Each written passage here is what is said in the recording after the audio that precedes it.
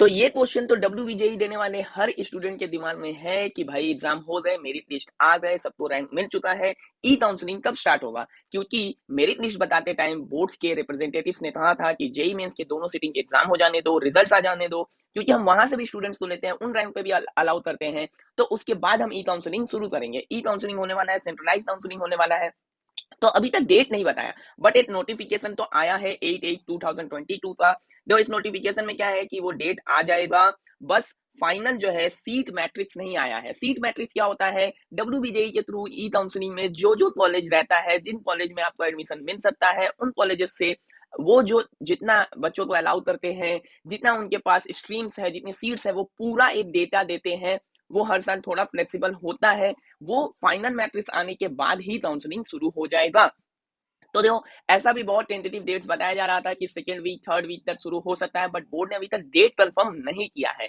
हो सकता है कि जब तक अभी मैं ये वीडियो रिकॉर्ड कर रहा हूं और वीडियो जब तक अपलोड हो, तब तक आपका डेट आ जाए। लेकिन बोर्ड ने क्या किया है कि डेट तो नहीं बताया है, पर ई काउंसलिंग के लिए आपको कैसे रेडी रहना है, ताकि जब अचानक से डेट आए तो आपको सब कुछ पता हो, इसलिए इतना प्रायर सारा तरीका बता दिया है।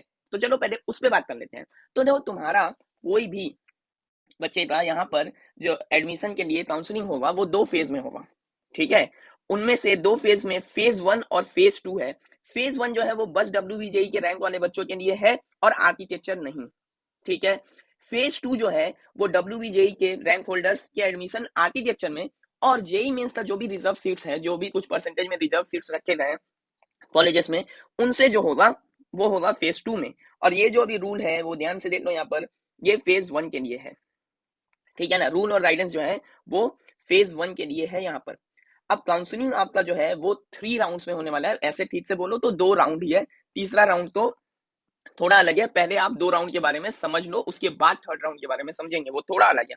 तो राउंड 1 के पहले आपको करवाना होगा रजिस्ट्रेशन, और बोर्ड ने साफ साफ बोल दिया है कि ये 500 फीस जो है आपका रजिस्ट्रेशन के लिए, ये नॉन रिफंडेबल है। और इसको डालते टाइम आपने कोई डेटा गलत दे दिया रजिस्ट्रेशन के टाइम, और वो फाइनल सबमिशन के बाद एडिट नहीं होगा। तो फाइनल सबमिशन के पहले पूरा ध्यान से देख के वहां आपको फिलअप करना है, नहीं तो कुछ भी, अगर आपकी गलती से आपका रजिस्ट्रेशन कैंसिल होता है, आपका काउंसलिंग कैंसिल होता है, तो बोर्ड इसके लिए लायबल नहीं है। ठीक है, अब आपको ये 500 दे के रजिस्ट्रेशन करवाना है राउंड 1 स्टार्ट होने से पहले। ये नहीं कि राउंड 1 का आपका हो गया है और उसके बाद आप रजिस्ट्रेशन कर सकते हो, ऐसा नहीं है। ठीक है, आपके पास क्या क्या होना चाहिए रजिस्ट्रेशन के लिए, तो आपका पासिंग स्टेटस, क्लास 10 का मार्क्स, क्लास 12 का मार्क्स। क्लास 12 में आपको ये सारे सब्जेक्ट्स के मार्क्स फिल करने हैं। अगर इनमें से कोई सब्जेक्ट आपका नहीं है तो आपको उसमें NA फिल कर देना है। ठीक है, देखो यहाँ पे लिखा ही हुआ है, there is no provision to make any correction editing after final submission. समझ में आया बात। और बोर्ड इसके लिए लायबल नहीं है। बोर्ड आपको यहाँ से, यहाँ पर आपका जो कैंडिडेट है वो अब आगे काउंसलिंग में पार्ट नहीं दे पाएगा। अब इसके बाद जो सबसे जरूरी चीज होता है चॉइस फिलिंग। चॉइस फिलिंग में आपका क्या है कि आपने कोई एक ऐसा कॉलेज रैंडमली अल्फाबेटिकल ऑर्डर में पुट कर दिया, और वो अगर आपका पहला चॉइस हुआ, ध्यान से सुनना, वो अगर आपका पहला चॉइस हुआ और आपको वही मिल गया, तो अब इसके बाद आप अपग्रेडेशन के लिए सेकेंड राउंड में नहीं जा सकते। ठीक है, अब आप सेकेंड राउंड में अपग्रेडेशन के लिए नहीं जा पाओगे चॉइस फिलिंग में।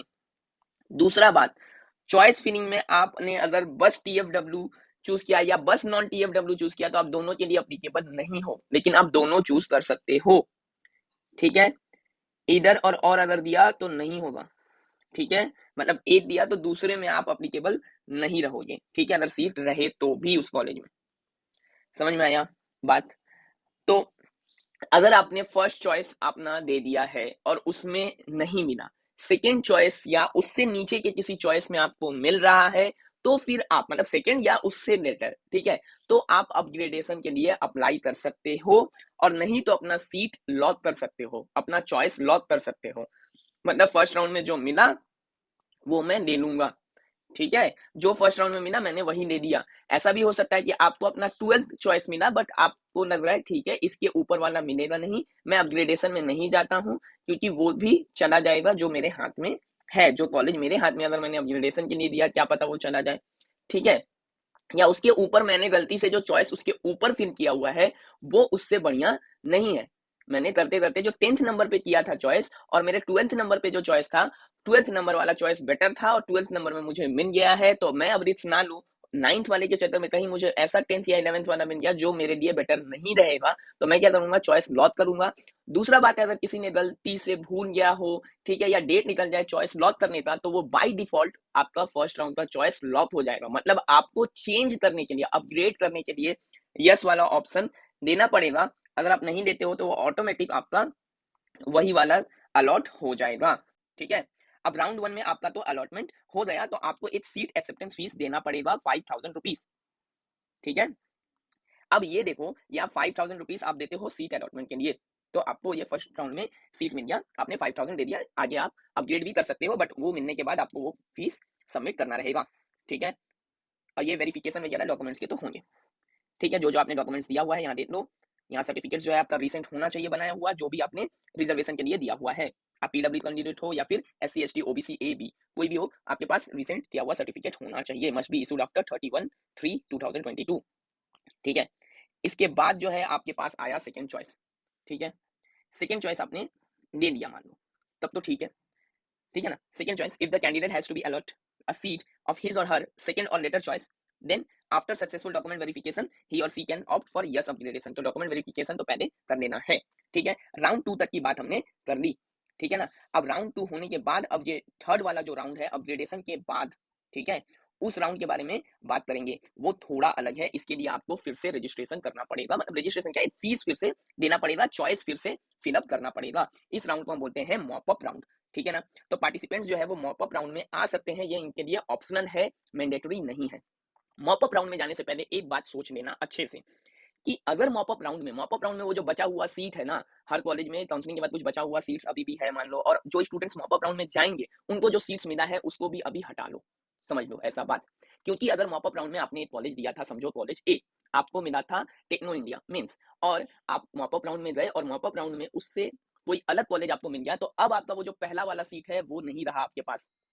अगर मॉपअप राउंड में आपको दूसरा सीट नहीं मिलता है, तो फिर आपका सीट है, ऐसा नहीं है कि आप मॉपअप राउंड में गए और आपका फर्स्ट सीट चला ही जाएगा। लेकिन अगर आपको कोई और कॉलेज मिल जाता है तो फिर आपको उस कॉलेज में जाना पड़ेगा।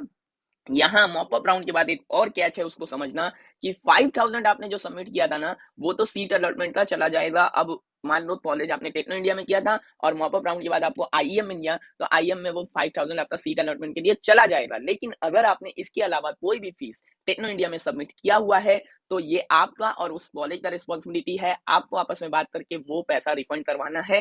कॉलेज इसमें समझेगा, यहाँ बोर्ड को आपसे कुछ लेना देना नहीं है। बोर्ड ने ये बात पहले क्लियर कर दी है कि अगर आपने इसके अलावा कोई भी पैसा दिया हुआ है तो आपको कॉलेज अथॉरिटी से बात करके वहां से लेना है। ठीक है, तो मॉप अप राउंड का प्रोसेस में फिर से आपको चॉइस फिल करना रहेगा, तो आप उसको सही से चॉइस फिल करोगे। ठीक है, चलो आज इतना ही, जितना मुझे लगा कि आपका डाउट क्लियर करना चाहिए। इससे बहुत सारा क्वेश्चन आ रहा था मुझे स्टूडेंट्स का, तो ये मैंने यहाँ पे क्लियर कर दिया। इससे ज्यादा भी अगर कोई डाउट आपको लगे तो आप कमेंट में बताना, मैं उसे क्लियर करने की कोशिश करूंगा। आज के लिए इतना ही, थैंक यू।